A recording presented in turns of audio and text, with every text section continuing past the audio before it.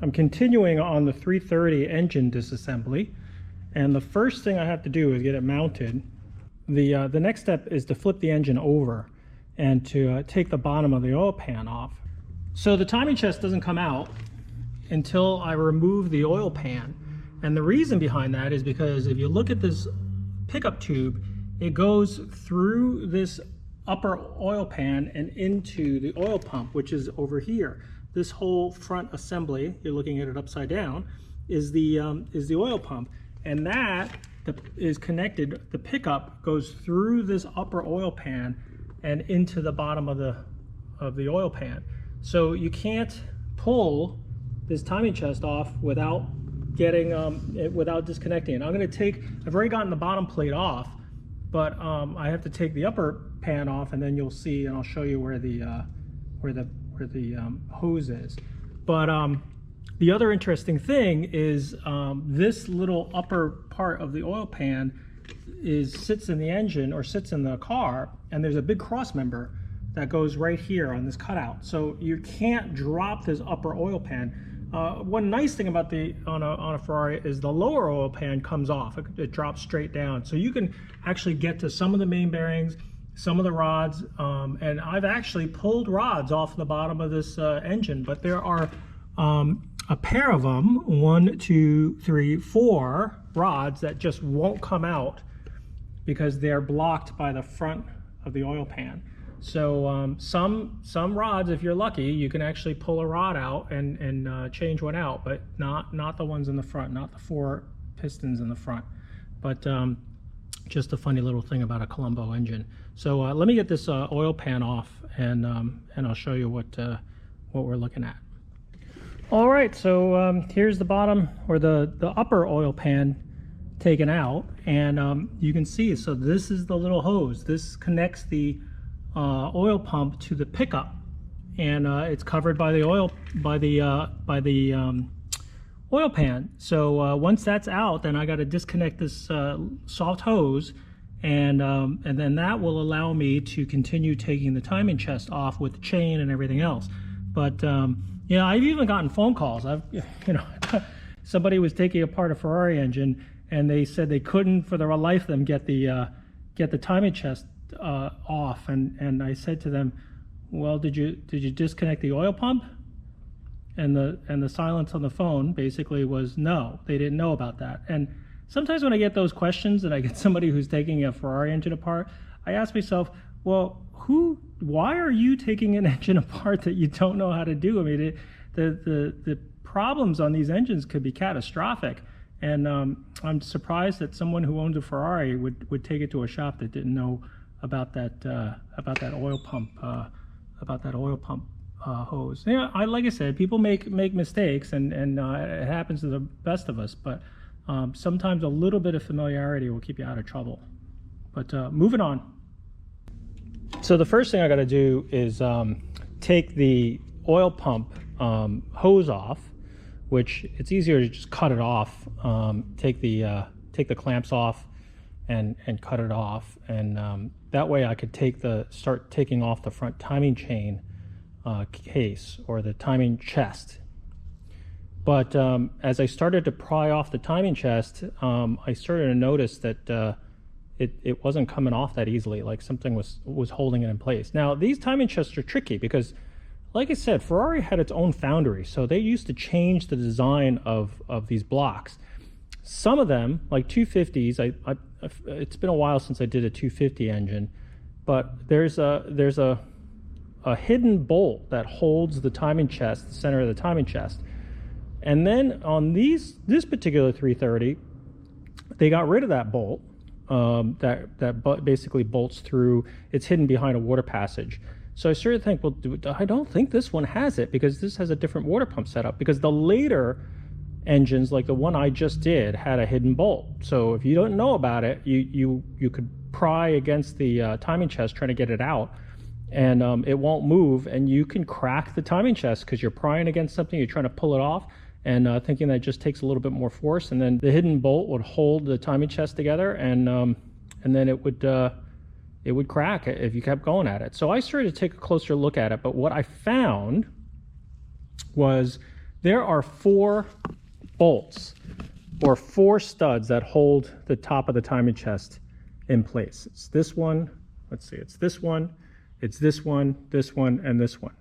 But the problem is, as I started to pry against the timing chest to get it off the block, I started to notice that the center wasn't moving from these 2 studs. These studs here for the water pump are blind studs. They just bolt into the front of the timing chest. But these go through the timing chest and into the block. And if you look, just like before when we were dealing with these things, there's been seepage in here, and the stud itself is a little rusty. And that has managed to rust all the way into the stud and then lock this in place. So I've got to get this unseized before I could take the timing chest off. So I think I'm going to use some heat. Let me remove some of this stuff that's flammable. I'll probably move this this water sender unit out and then apply some heat, penetrating oil, and see if I can get it off. But yeah, I got to do this first before I try to take the timing chest off.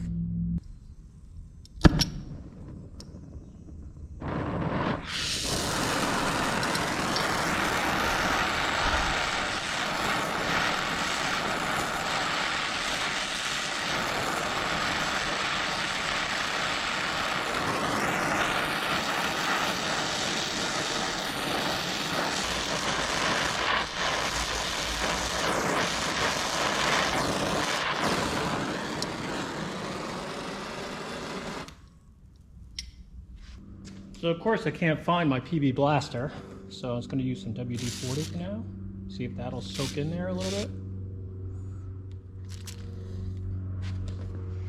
There's like all this stuff on the internet that's showing people who use crayons to wick this stuff in here, but I'm going to just see whether or not. Let me go see if I can find my PB blaster. All right, I found it.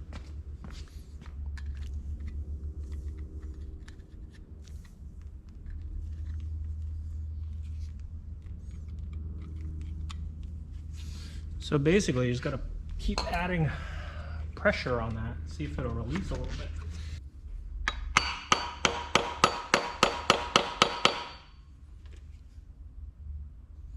Hard to tell. The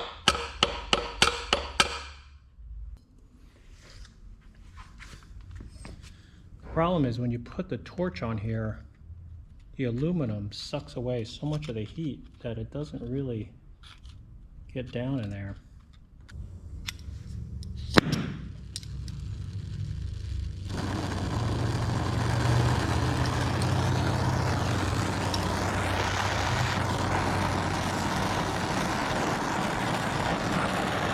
Have to be careful not to get the aluminum too hot.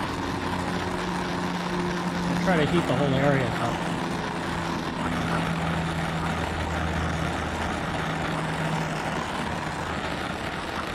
This aluminum is just going to suck all the heat out, so I don't even know if this is going to help at all. So I think what I'm going to do is I am just going to heat the stud up.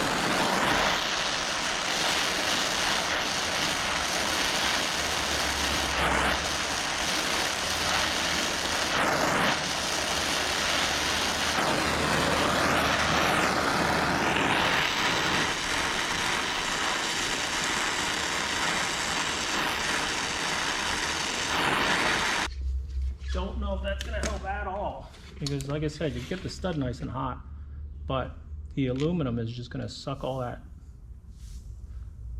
It's just going to suck all that in there, and you know, like you can see, it's just not. All this stuff just. This is why people are using that wax. Might try that trick and get a crayon and see if that will help at all. The other possibility is to double nut this and see if it can actually turn the stud. Actually, I have a stud puller. I could try to see if I can actually turn the stud itself. See if that works. Maybe I could do that. Let's see if I can pull this stud. There's enough of the stud there. I might be able to just pull the stud out. Or at least turn it to release some of the, this, the corrosion that's holding the stud in place in the timing chest. Let me do that. Let me let this thing cool and then put a stud extractor and see what happens. So I got this nice stud extractor, And I think what I'm going to do is, let me see if I can get this to clamp down on that stud. There's enough meat here that I can clamp on the stud and see if I can actually turn the stud. Hopefully it won't snap. But even if it snaps,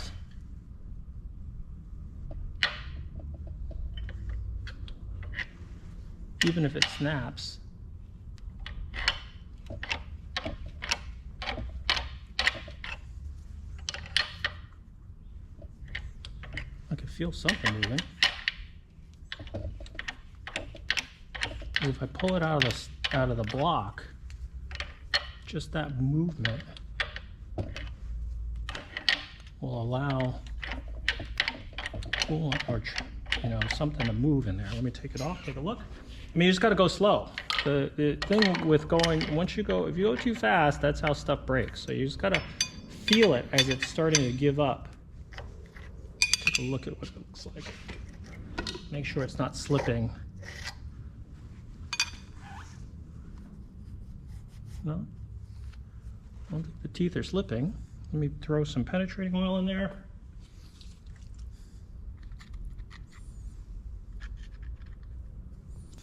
Make sure the teeth are nice and tight. And just keep working this stud back and forth. Maybe it'll just release a little bit. Oh, something just gave. This is the kind of stuff that just takes time. And you always see these videos where, an hour or two and the whole thing is done, or even a half hour, and the whole engine is rebuilt. But what people don't understand is this is the stuff that is so boring to watch online. But it's all necessary. These engines don't come apart without this type of work, but it's not really exciting to watch.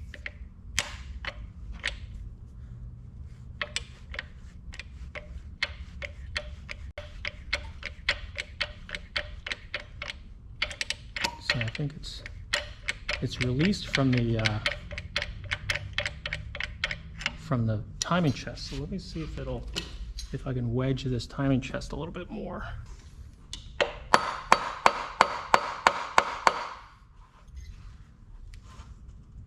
Yep, it's moving.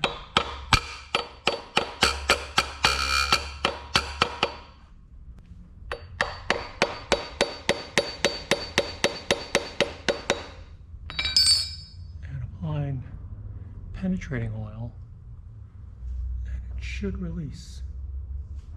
Might have to keep turning those studs a little bit just to make sure, but I think it's going to come. It's just a lot of corrosion down that stud. So it's really not letting anything move really well.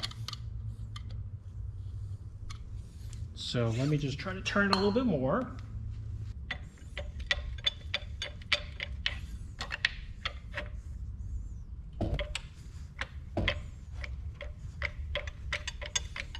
Because that little bit of working allows more fluid to go down inside as I spray more.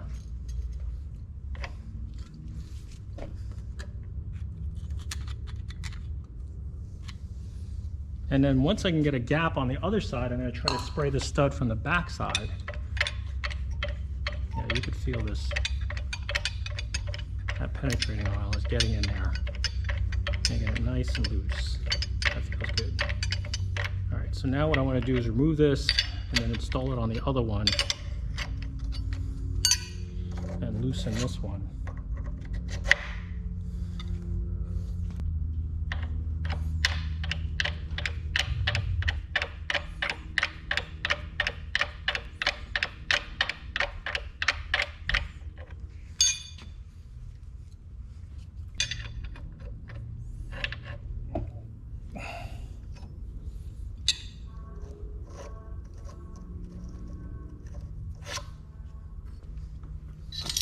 Great little tool. This is really a lifesaver.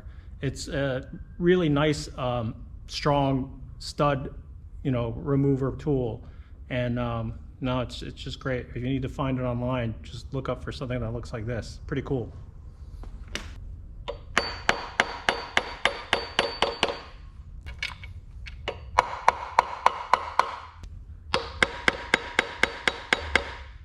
It's gonna fight me the whole way up. That's for dang sure.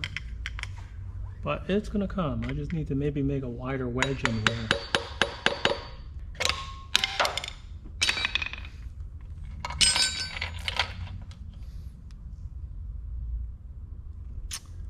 Yeah, you just gotta go slow and even. Just like the heads, it's like you just gotta go slow and even and make sure it all comes up about the same speed.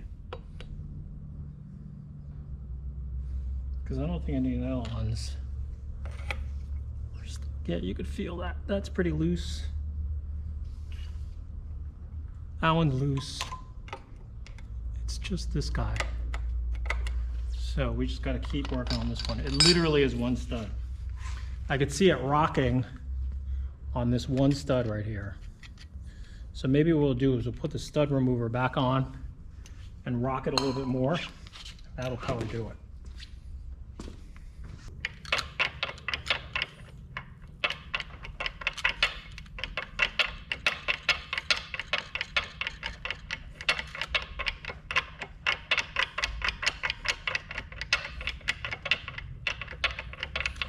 Just needs to get in there and loosen it up. And that'll loosen the sleeve of the aluminum that is keeping this thing from moving.